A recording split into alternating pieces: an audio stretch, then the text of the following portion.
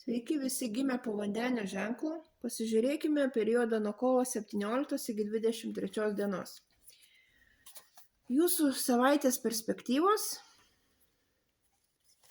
ko vengti ir patarimas jums.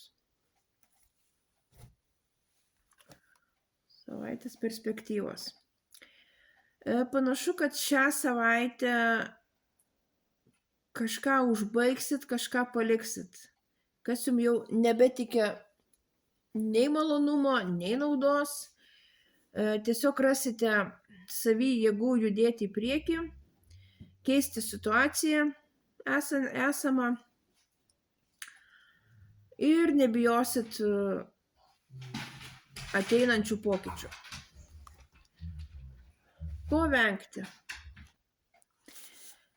Venkite per didelio, per gilaus užsidarimo į save, nebūkite intravertais, nevenkite bendrauti, nesislėpkite nuo žmonių. Patarimas jums. Veikite. Šita savaitė yra veiksmo savaitė, turėsit pakankamai energijos, pakankamai fantazijos, kūrybinės energijos. Tiesiog nesustokit, tai jau atėjo laikas veikti.